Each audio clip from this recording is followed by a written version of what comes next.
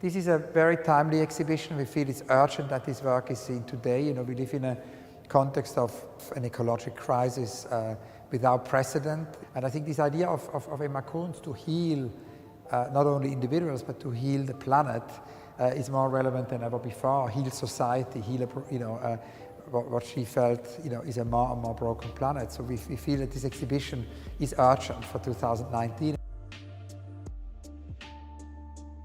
Emma Kunz considered herself very much as a healer and a researcher of nature. It's only perhaps now that we consider her much more in the context of art. In her life, in her late teens, she discovered her kind of gifts for extra perceptory senses, such as telepathy, and she started drawing in her school notebooks at that period. From around the age of 18, Emma Kunz began using a pendulum for divining process. She began making these large-scale complex drawings that we see in the exhibition, aided by the use of a pendulum, by which she would hold the pendulum above the graph paper below, and the movement of the pendulum would indicate the points, almost like coordinates, for her to pinpoint in her drawings.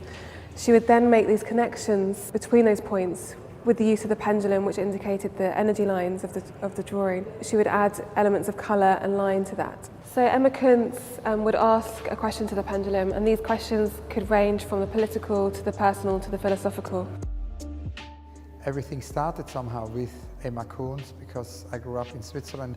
I would say the encounter with Emma Kunz's work is one of my early, maybe even earliest childhood memories, and most certainly it's one of the first encounters I had with art, because her ion product, her amazing healing powder which comes from the stone. Of course the box, the packaging of this ion is a very special one, because basically Emma designed a special drawing. She designed a logo for the ion, one of her extraordinary radiating, energizing drawings.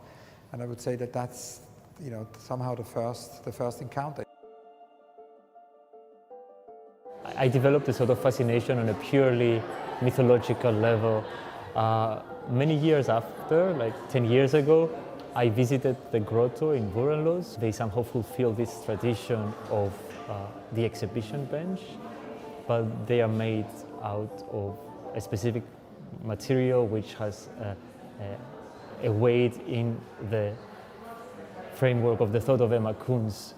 So they again go beyond the function of a pure bench, a simple bench, let's say. I understand them to have a strange position.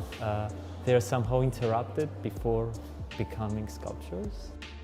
So the Emma Kunz Centrum is in Burenlos, it's near Zurich, and people can visit our mystic grotto where Emma Kunz always came back for recharging her batteries for her body and her soul. So Emma Kunz came to Burenlos because of this 5-year-old boy, because he had polio, and she discovered this stone, this limestone, and used the stone as a powder, and 5-6 months later this little boy could walk again because it was paralyzed. And then she asked that Iron A should be available for mankind, and that's why we still produce the Iron A as a powder, and we sell it in Switzerland in pharmacies and drugstores.